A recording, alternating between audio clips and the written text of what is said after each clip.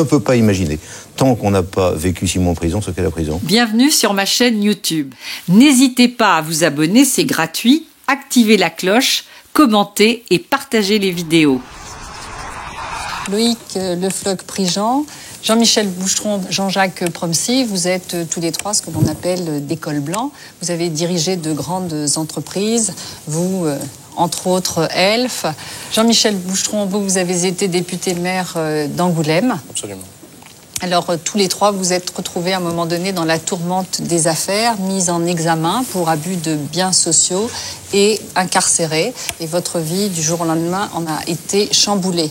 Agnès Boucheron, vous avez déjà témoigné donc, à la télévision, dans les journaux. Pourquoi c'est important pour vous d'apporter votre témoignage? Donc, vous êtes la femme, évidemment, de Jean-Michel Boucheron. Ben, je crois qu'il y a toute une période où on ne peut absolument pas en parler. Quand on est dedans ou à peine sorti, c'est tellement douloureux que ça ne peut pas sortir. Et je crois qu'au bout d'un certain temps, quand on a retrouvé une certaine sérénité, un retour à une vie normale, on a envie de faire partager ce sentiment de quiétude retrouvée et puis refaire surface et renaître. En face de vous, ceux qui représentent l'opinion, Jean-François Kahn, donc qui est resté avec nous, Jacques Le Rouge, ancien détenu lui-même, qui aujourd'hui s'occupe de la réinsertion des prisonniers, Olivier Barrault, journaliste, et puis Bruno Leroux, donc député maire, on va dire monsieur prison du Parti socialiste. Plutôt sécurité, mais... Avant de commencer, je vous propose de regarder quelques images qui vous concernent et qui ont été un véritable choc pour la France entière. 5 juillet 1996, 2h30 du matin. Ce visage, entrevu à l'arrière d'une voiture de police à l'entrée de la prison de la Santé à Paris, c'est celui de Loïc Le Floch-Prigent. Quelques heures plus tôt, l'ancien patron d'Elf-Aquitaine, nommé à la SNCF pour amener la paix sociale, avait été convoqué chez le juge pour répondre de sa gestion de la compagnie pétrolière de 1989 à 1993. Mis en examen par Eva Joly pour abus de biens sociaux et abus de confiance, Loïc Le Floch-Prigent passera 6 mois en prison. Devenu une des histoires politico-financières les plus rocambolesques de la Ve République, le dossier Elf n'est toujours pas jugé. À son retour d'Argentine à Roissy le 25 mars 1997, c'est également la direction de la santé que prend l'ancien maire socialiste d'Angoulême, Jean-Michel Boucheron. Soupçonné d'avoir puisé dans les finances de sa commune pour alimenter les caisses du PS et accusé par certains d'enrichissement personnel, il avait préféré s'exiler à Buenos Aires où il vivait du restaurant qu'il avait ouvert avec sa femme.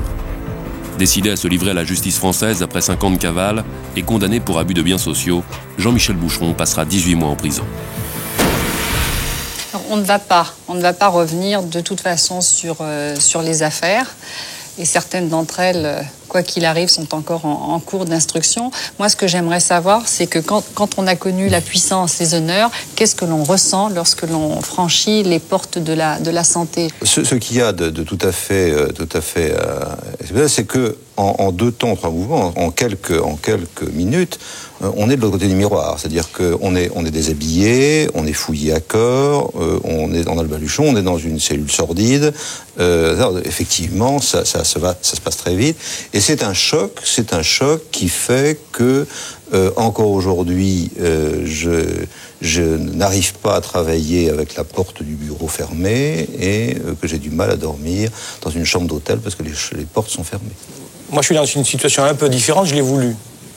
Cela dit, le bruit de la grille et la clé qui se tourne quand vous vous retrouvez dans la cellule est quelque chose d'un peu poignant, difficile à accepter, ou en tout cas, on se dit, bon, ça y est, tu y es, quoi. Alors, Enfin, vous l'avez voulu après avoir fui la France. J'ai voulu revenir. Oui, mais d'abord, dans un premier temps, vous en allez fuir. Tout à fait. Alors pourquoi? Par peur de la prison? Oui, c'est toujours la même histoire. Je crois qu'on a peur. Moi, j'ai eu vraiment un coup sur la tête, une forme d'inconscience, une perte de repère et une incapacité à assumer ce que j'ai assumé beaucoup plus tard, l'idée de l'incarcération. Elle a été assumée pleinement le jour où, à 2 d'ailleurs, puisqu'on le décide ensemble, on décide de dire il faut payer. C'est ainsi qu'est la vie.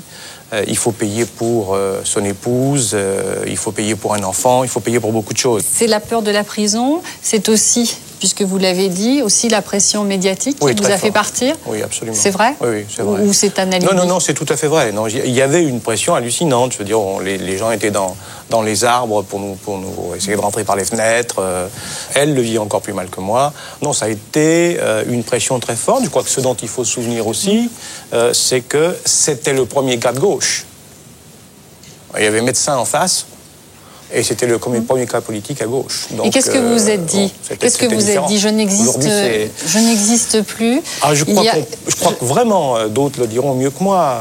Chacun à votre tour, je crois que les expériences sont similaires et différentes. C'est une grande perte de repère. Une espèce de folie. Il n'y a plus rien qui tient. Moi, j'ai vécu comme ça. Mais dans le même temps, vous êtes dit, c'est moi-même qui ai, à un moment donné, ripé, donc je paye et c'est normal. Que je paye? Oui. Tout à fait. Absolument. Oui, je n'ai jamais rien revendiqué d'autre que cela. Condamnez-moi, laissez-moi faire ma peine. Mais après, laissez-moi vivre comme n'importe quel citoyen qui a payé. Ce qui est autrement plus difficile. Mais qu'est-ce que vous vous êtes dit, vous? Comme Jean-Michel Boucheron, c'est normal ou c'est tout à fait impossible? Puisque vous avez dit cette phrase que je relis. Quand je vois tous ceux que je connais, je me dis que d'autres ont fait pire que moi, mais sont passés à travers les filets. C'est comme sur l'autoroute. Oui, tout à fait. C'est-à-dire que je considère que j'étais un patron qui a fait son travail et je voyais mal pourquoi, je dirais, le curseur tombait sur moi en cette période particulière. Et je le vois toujours très mal. Vous voulez dire plus sur vous que sur quelqu'un d'autre? Plus sur moi que sur quelqu'un d'autre. Pourquoi? Oui, parce que je pense que tous les patrons ont fait à peu près les mêmes choses à la même période. Et par conséquent, on découvre c'est-à-dire donc arrange les affaires, se trompe. C'est-à-dire qu'on fait des coups plus ou moins, oui. On fait des coups plus ou moins spéciaux. En se pensant protégé et dans. On se pensant protégé, non. C'est là. On se pense protégé. On fait les choses dans l'intérêt de la société, dans l'intérêt de la société qu'on dirige.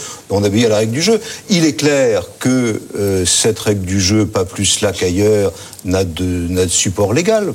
C'est vrai. À partir de ce moment-là, Jean-Michel Boucheron parlait de perte d'identité, de perte de repères. Est-ce que vous avez ressenti la même chose? Est-ce que ce que vous étiez s'écroulait? Oui, absolument. C'est-à-dire que d'un côté, vous étiez un numéro, puisqu'on devient un numéro en prison, qui n'a pas droit à la parole, qui subit.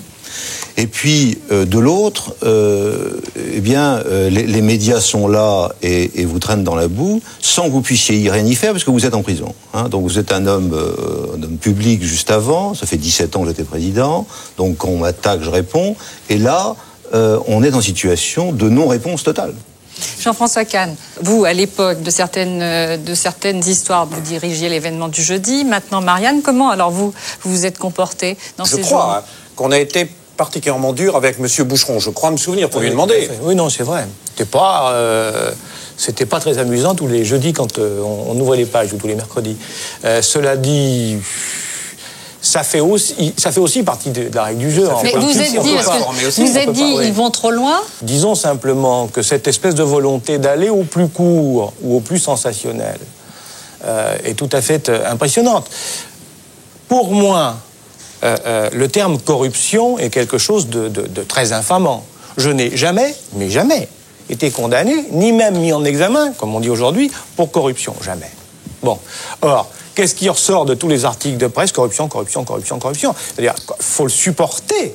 Je dis toujours, vous me pardonnerez cette expression, que ceux qui sont allés en prison pour une raison ou pour une autre, une fois qu'ils en sortent, portent sur leur épaule la fleur de lys marquée au fer rouge comme les putains du Moyen-Âge. Alors que ce soit la presse écrite, la presse d'ailleurs télévisée ou la radio, la presse, quand même, je dis aussi, la presse aussi a dit à propos de votre dossier des choses qui étaient justes et qui étaient désagréables quand même. Tout à fait, personne n'en dit rien. Quand vous êtes parti, ça n'arrangeait rien. Ça n'arrangeait rien. J'en conviens volontiers. Ok, moi, je vous trouvais sympathique parce que vous avez fait un restaurant, mais quand même, vous étiez parti. Je suis revenu.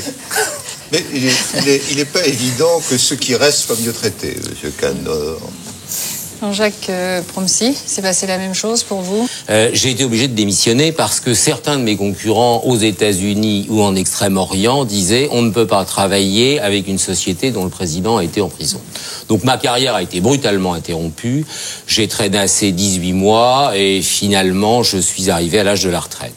Et je remercie le ciel d'être un vieillard parce que si ça m'était arrivé à 40 quand même, mais bon, vous êtes retraité maintenant, c'est ça. Si ça m'était arrivé à 40 ans, j'aurais été confronté à des problèmes extraordinairement difficiles à résoudre. Les amis autour de vous? J'ai eu beaucoup de chance parce que mon entourage professionnel, la plupart de mes amis et ma famille ont merveilleusement bien tenu le choc, du moins en apparence. Car je ne peux pas savoir ce qui s'est passé dans la tête de ma fille adolescente, par exemple. Je ne le saurais, je ne le pèserai jamais. J'ai donc été très porté par mon entourage. S'il m'avait lâché, je vais vous dire, j'aurais eu le sentiment d'être un homme qu'on assassine au coin d'un bois. Car moi, mes juges ont eu la délicatesse de me dire qu'ils ne me soupçonnaient pas d'avoir mis un sou dans ma poche, et j'ai donc été jugé comme l'un des membres d'un système qui existait partout, comme l'a dit monsieur Le Floch-Prigent il y a quelques instants. Loïc Le Floch-Prigent, est-ce qu'il s'est passé la même chose pour votre entourage, enfin dans votre entourage? Je crois que, oui, on peut dire à peu près la même chose. J'ai quelques satisfactions quand même. Bien sûr, ma femme, mes enfants, ma mère. Mais aussi le personnel des sociétés dont j'étais président. C'est-à-dire que grossièrement, j'ai reçu beaucoup de témoignages d'amitié et témoignages d'amitié qui continuent. Les grands patrons. Alors par contre, sur mes collègues, c'est-à-dire les grands patrons. Non, mais allez-y, dites-nous quand même. Oui, mais je vous le dis, non, c'est-à-dire si jamais on peut changer de trottoir, c'est bon, quoi. Ah, carrément. Et j'ai lors des funérailles de quelqu'un que j'ai beaucoup aimé, pour qui j'avais beaucoup de sympathie, Ambroise Roux, je pense que je dirais pas, j'ai compris enfin ce qui est arrivé à Moïse, c'est-à-dire la mer Rouge j'ai su que ça existait, parce que je suis sorti de l'église, et effectivement, il y avait la mer Rouge devant moi. C'est-à-dire que je connaissais les 500 personnes qui étaient là. Et personne n'est venu. Personne, madame. Jean-François Kahn. Nous, on est responsables aussi, journalistes, d'une certaine manière. Et je pensais en entendant M. Boucheron. M. Boucheron, entre autres choses, il n'a pas fait que ce qu'on lui reproche d'aller en prison. Il a créé, par exemple, le salon de la bande dessinée Angoulême. C'est quelque chose de très célèbre. Et j'étais très frappé d'une chose, c'est qu'on ne dit plus jamais que c'est lui. C'est-à-dire, quand on évoque le salon de la bande dessinée, c'est personne. Il n'existe plus, il a été en prison, donc il n'a pas pu faire quelque chose de bien, puisqu'il a été en prison. Donc il est rayé. Strauss-Kahn, à une époque, les magazines faisaient des unes sur le thème « Il est formidable, lui au moins c'est un homme de gauche qui connaît les grands patrons ». Maintenant on dit « Qu'est-ce que c'est que ce type très louche qui fréquente les grands patrons ?» C'est la même idée, sauf que c'est devenu mauvais puisqu'il est pris dans une affaire. Ça, c'est terrible. Et on est responsable. Donc mort dans ce que vous dites, mort de la vie publique, vie privée. Alors, qu'est-ce qui se passe au niveau de la vie privée et de la vie aussi, alors donc affective et avec les amis, bien évidemment. Ce que là encore on oublie de dire, c'est que la prison est aussi terrible. C'est le même enfermement pour ceux qui vous attendent à l'extérieur que vous qui êtes dedans. La malédiction, l'opprobre, la honte quelquefois, les visites, les explications à donner dans la rue tous les matins, terriblement difficile. Agnès Boucheron, donc vous êtes l'épouse de Jean-Michel Boucheron. Comment vous regardez les gens? Je sais pas, moi je les ai regardés toujours très très en face, même si j'étais un peu diminuée physiquement et moralement. Enfin, j'étais très éprouvée. Mais non, je crois pas être provocatrice. J'avais pas un bandeau sur la tête en disant Boucheron, mais d'un autre côté, j'avais pas du tout honte. Vous l'avez d'abord rejoint. Vous êtes resté en Argentine. Oui. Vous êtes resté plusieurs 5 années. ans. Voilà, avec ce restaurant. Puis ensuite, vous êtes revenus ensemble. Donc, qu'est-ce que vous avez ressenti, vous? C'est-à-dire que moi, j'ai la particularité de ne l'avoir rencontré qu'après la défaite et au début des problèmes judiciaires. Donc, tout ce qui a fait son entourage pendant ces années de pouvoir et d'élus, je ne les ai connus que par ce qu'ils m'en disaient. D'ailleurs, je me permets de dire, parce que c'est une phrase que vous avez prononcée, vous disiez qu'avant, vous n'auriez pas remarqué dans cette période où il était très connu et que vous n'auriez pas supporté son côté flambeur. Donc vous avez aimé quelqu'un qui était cassé par la machine, c'est ça? Oui, pratiquement. Je crois qu'effectivement, quand je l'ai connu, il venait de perdre les élections, il était en train de digérer, je crois, la nouvelle.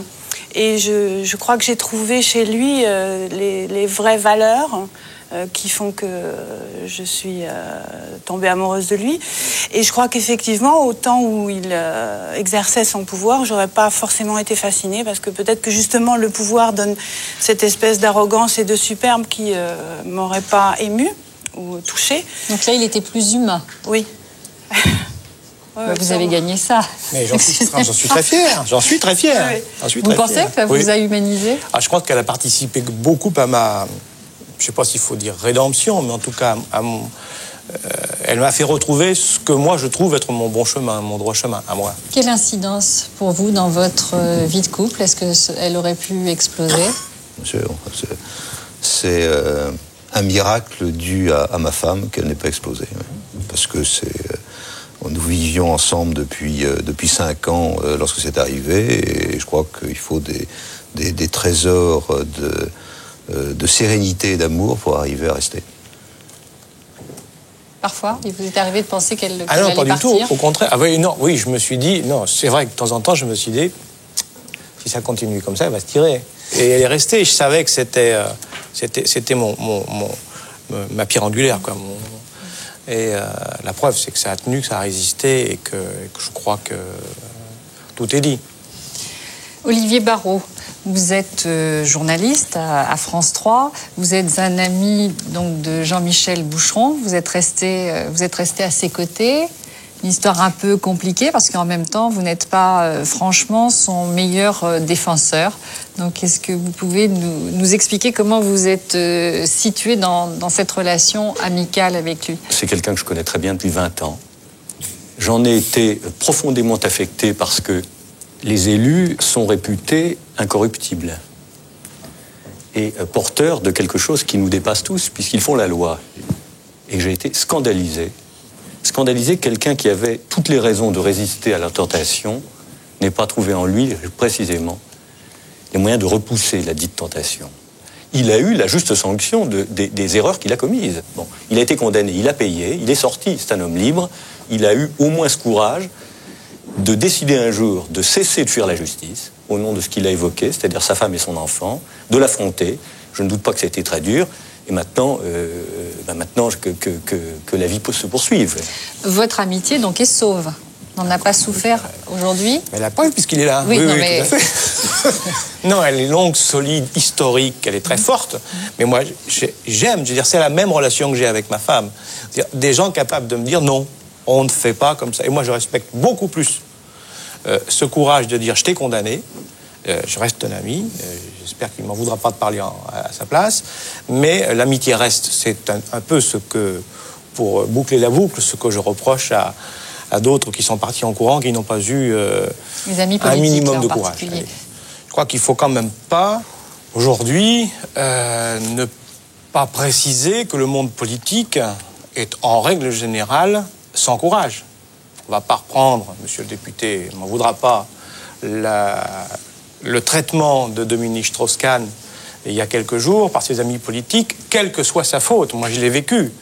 On a l'impression de marcher sur un trottoir tout seul.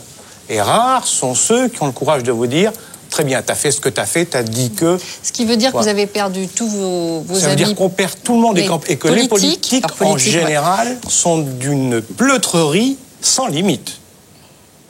Aucun courage, il faut bien le dire. Mais personne. Personne.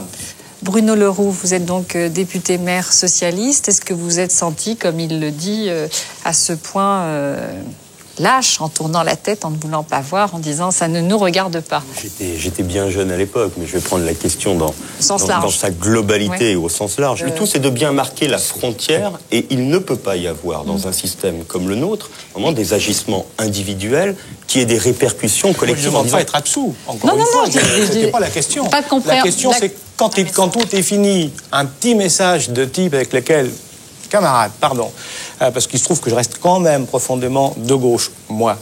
Mais un message pour dire, pendant 20 ans, on a combattu ensemble, et que le téléphone reste désespérément silencieux, j'imagine, je ne suis pas le seul à qui ça arrive, je suis tout à fait convaincu que d'autres incarcérés vivent cette même peine, mais c'est une vraie souffrance, une vraie solitude qu'il faut aussi assumer, comme le disait mon voisin. C'est vrai que si on a la chance d'avoir une famille, quelques éléments solides, il y en a dans cette assemblée quelques-uns, vous êtes sauvés. J'en connais qui sont au bord du suicide, rien que pour cela. Rien que pour cela. Loïc Le Floch-Prigent, vous avez des enfants adultes?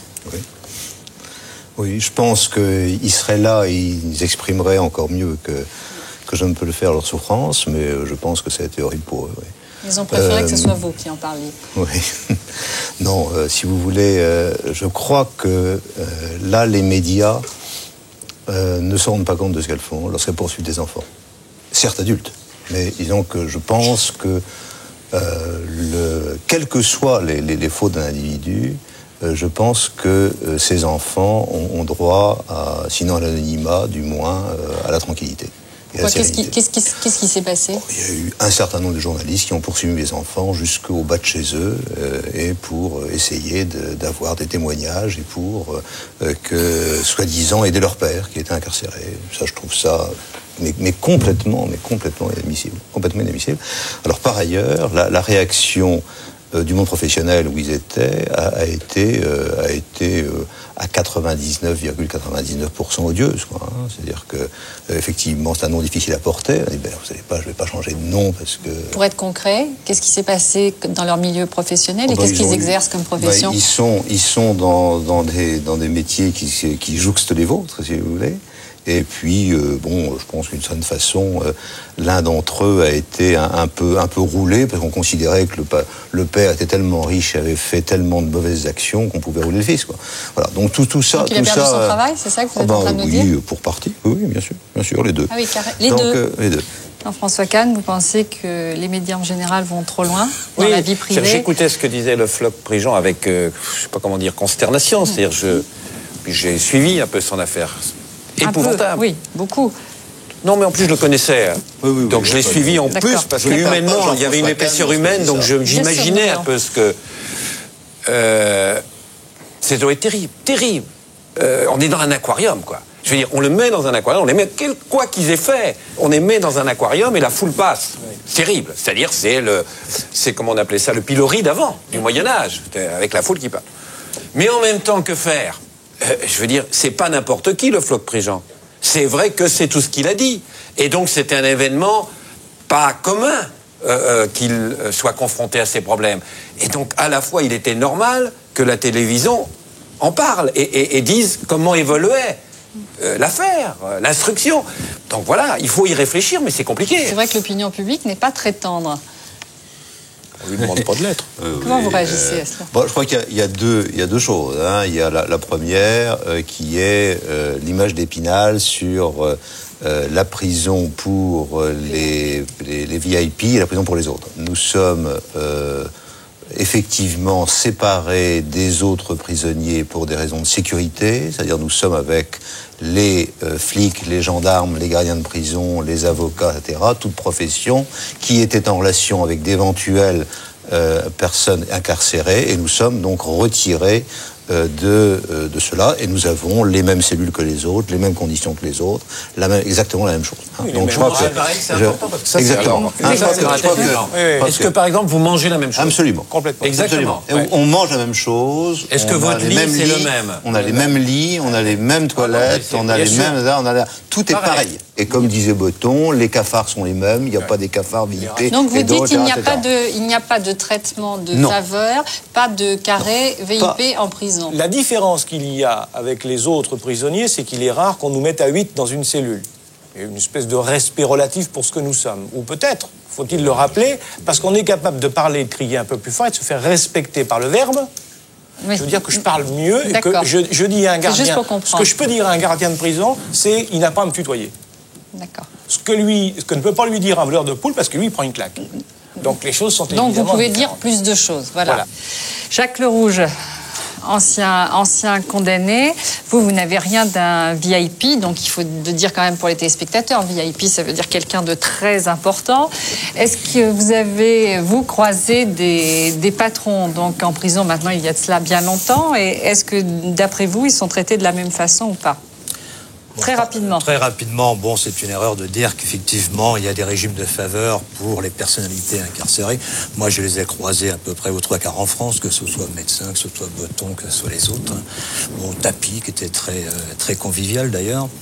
Donc c'est vrai, c'est une erreur de penser qu'ils ont un régime de faveur. Ils n'ont pas une alimentation différente des autres. Ils n'ont pas 5 minutes de promenade de plus que les autres. Et je vais vous dire pourquoi, tout simplement. Le directeur qui s'amuserait à prendre ce risque serait déboulonné tout de suite par ces syndicats. Il n'y a rien de pire pour un directeur de prison que de voir arriver dans son établissement un VIP. Donc on peut vous croire, parce qu'aujourd'hui vous êtes en prison en permanence, mais pour la réinsertion.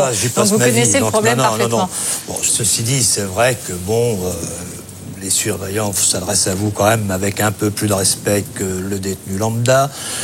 C'est vrai que les fouilles que vous pouvez avoir à corps ne sont peut-être pas aussi approfondies, entre guillemets, que celles que le détenu commun peut avoir. Mais il y a une chose qu'il faut que vous sachiez, messieurs, c'est que lorsque vous arrivez en prison, vous déstabilisez la population pénale. C'est-à-dire, tout simplement parce qu'elle ne comprend pas que vous puissiez arriver en prison, vous, puissant, intelligent. Vous estimez donc que la prison est un lieu public où on a droit à une vie privée, ou que quoi qu'il arrive, la vie privée ne peut pas exister dans ce lieu? La vie privée n'existe pas en prison, parce que n'oubliez pas aussi, c'est ce que je voulais dire tout à l'heure, qu'il y a un quartier des VIP qu'à la Santé, mais à Châteauroux, on est mélangés les uns avec les autres. Et que moi, j'ai dormi aussi avec 4 personnes dans ma cellule. Et avec ces 4 personnes, Dieu merci d'ailleurs, je n'avais pas de vie privée. Je voudrais revenir à ce que vous avez vécu les uns et les autres en prison. Loïc Le Floch-Prigent, vous aviez vraiment créé un choc considérable en expliquant que vos nuits restaient hantées par les hurlements de nouveaux venus sodomisés dès leur arrivée par leurs compagnons de cellule. Est-ce que vous confirmez ces déclarations aujourd'hui? Bien sûr, madame. Bien sûr, je ne l'ai pas dit par hasard, et je l'ai dit lors de mon interview de sortie, qui a été mon seul interview pendant une période d'1 an et demi, et je savais très bien ce que je faisais. J'ai eu énormément de gens qui se sont mobilisés à ce moment-là pour dire d'une part que j'avais rêvé et malheureusement j'avais vu, donc je n'avais pas rêvé. Et il est important que la prison redevienne un lieu de droit. Qu'est-ce qui vous a aussi le plus choqué, vous, de ces mois passés en prison? Le plus choqué, c'est de patauger le matin dans le sang d'un détenu suicidé ou tentative de suicide, où il a hurlé. Patauger dans le sang? Oui, patauger dans le sang. La porte s'ouvre, on marche dans le sang du type qui a saigné toute la nuit, avec tout le monde qui tapait et les gardiens qui viennent au bout de 4 heures. Donc le type, il a saigné pendant 4 heures. Ça ne peut pas vous laisser indifférent. 127 suicides. Oui, tout à fait. C'est hallucinant. Pour vous, souvenir le plus douloureux, humiliant de ce moment? Je crois que c'est les fouilles à corps. Oui. C'est les fouilles à corps et complètes, si je puis dire. Et quand ça arrive 8 fois par jour ou 10 fois par jour, on a l'impression d'être un numéro et de ne pas pouvoir s'en sortir. Et donc à ce moment-là, avec la désespérance de la préventive, parce que la préventive, c'est une désespérance permanente, parce qu'on ne sait pas quand on va sortir.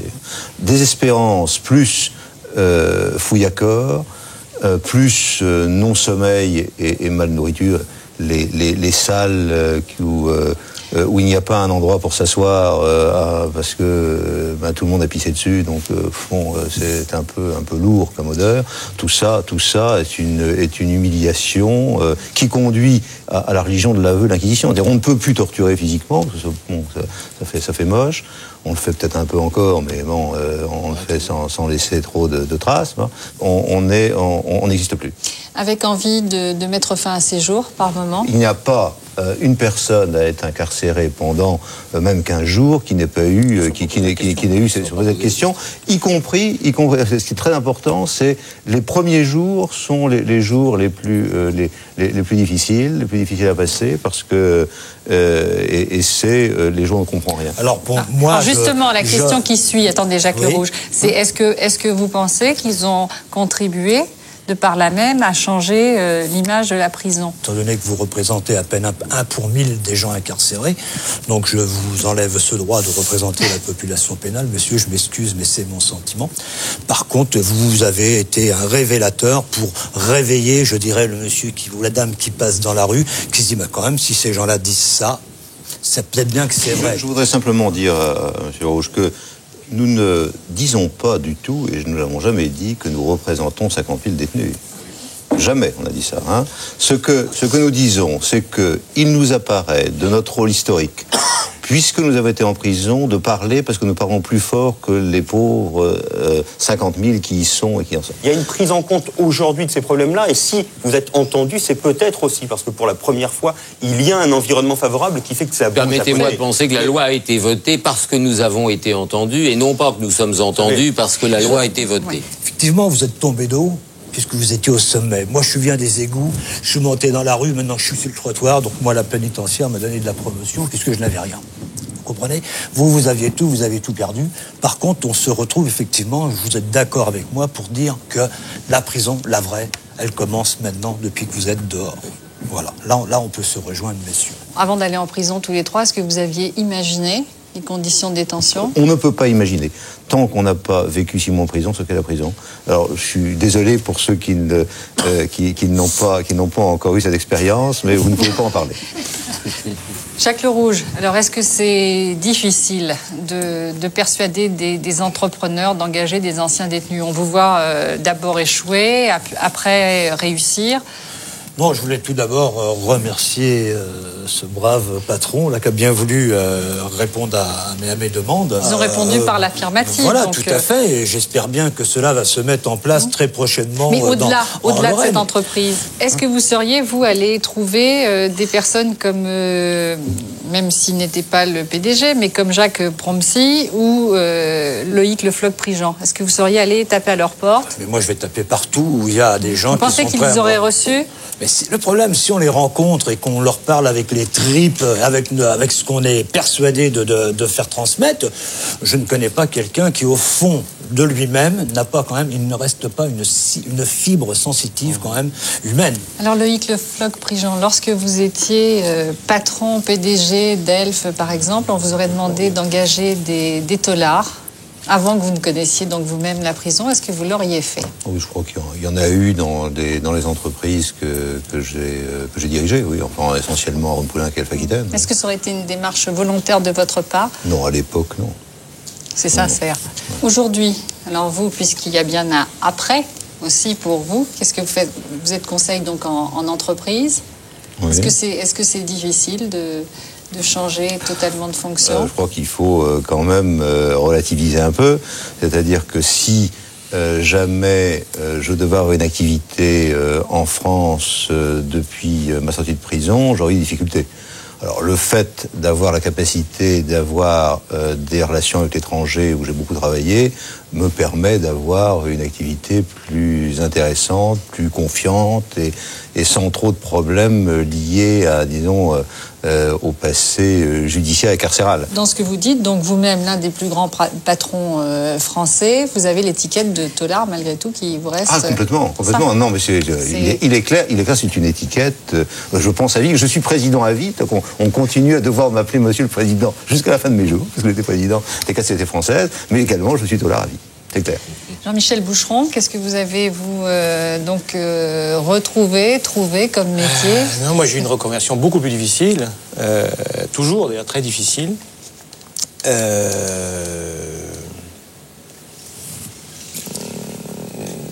Deux hommes m'ont tendu la main. Vous travaillez, je crois, pour une société de service ? Une petite société de service qui m'a gentiment, plus que gentiment d'ailleurs, chaleureusement accueilli, mais c'est très récent. Or, j'ai été c'est-à-dire que vous êtes resté combien de temps sans travailler ? J'ai été libéré en septembre 98. Je suis resté 1 an et demi incarcéré. Et j'ai donc très tardivement trouvé une activité qui me permet de travailler avec peu de ressources, mais c'est pas très important maintenant. Parce qu'on sent que vous avez beaucoup de... Enfin, vous en parlez avec pudeur, mais vous en avez bavé, c'est ça que vous êtes en train de dire. C'est raide. C'est un exercice difficile. Vous n'aviez pas d'argent de côté Pas vraiment, et la question n'est pas, perverse. Non, mais j'en parle très librement. On est parti avec rien et on est revenu avec moins encore. Voilà, est-ce que ça vous convient comme réponse? Je pense qu'elle est claire. Sorti de prison sans moyens, parce que c'est la même chose.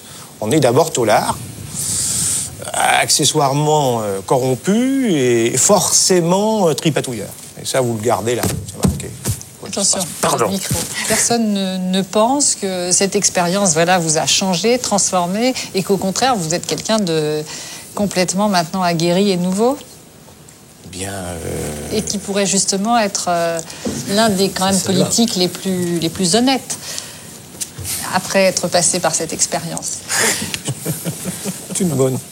Oui. Non, il y a quand même quelques hommes politiques qui sont honnêtes. Je le disais en plaisantant, bien entendu. Il faut satisfaire la présence du président de la commission, quand même. Alors, le Parti socialiste, puisque... Je n'ai rien demandé au Parti socialiste. Justement, le Parti socialiste, puisque vous êtes l'un des leurs. Donc, pour la reconversion, rien ne se passe non plus, on ne tend pas la main. Vous savez, tout à l'heure, on parlait d'amis et on disait le milieu politique. C'est pas forcément dans le milieu politique, quand on est élu, qu'on a ses meilleurs amis. Jean-Michel Boucheron, aujourd'hui, voudrait redevenir élu. Il solliciterait peut-être une investiture, mais il irait devant les citoyens. Il serait élu ou pas. Le Parti socialiste... On parle de reconversion, pas d'élection. Attendez, le Parti socialiste va quand même pas, aujourd'hui, ouvrir un bureau de placement pour tous les élus qui, à côté, individuellement, ont fait un certain nombre de choses où ils ont été condamnés quand même. Ils auraient du boulot. Mais je vous ai rien demandé, moi, je suis pas demandé. Il faut être tout à fait clair. Mais c'est pour ça que... Non, c'est moi qui ai un peu poussé les choses. Le vrai problème, aujourd'hui, c'est la réinsertion de ceux qui sortent de prison sans rien du tout et sans aucun ami et sans aucune formation. Donc je n'en ai absolument rien à faire dans ce cas précis. Mais pas moins non plus. C'est tout ce qu'il faut entendre. Pas moins non plus. Alors tous les trois, avec beaucoup d'autres patrons et élus, vous faites partie du groupe Mialet. Vous vous réunissez régulièrement pour réfléchir un peu sur les conditions d'abord de détention et sur les aménagements à apporter dans le système judiciaire. Absolument. Il faut que notre expérience serve et il ne suffit pas de dire un certain nombre de gardiens humilient les prisonniers. Il faut se demander pourquoi des gardiens qui sont des bons pères de famille, qui rentrent chez eux et qui regardent les mêmes émissions de télé que nous, dans la journée peuvent se transformer en bêtes un peu sadiques. Pourquoi? C'est parce qu'ils sont dans un système, et c'est à ce système qu'il faut réfléchir. Il faut changer toute une culture. Il ne faut pas remplir les prisons, il faut les vider. Simplement, le groupe a pris le nom de groupe Mialet, du nom d'un jeune inspecteur de police de 35 ans, qui s'est suicidé au bout de 2 mois de préventive, soupçonné d'être membre d'une organisation terroriste basque. Il n'avait jamais vu un basque de sa vie. Et au bout de 2 mois de désespérance, il s'est suicidé. Et à la fin, lorsque il a fallu donner une raison, l'administration pénitentiaire a trouvé comme raison qu'il avait une femme basque, ce qui était faux, elle était normande. N'hésitez pas à vous abonner, ça ne coûte rien, et à commenter les vidéos.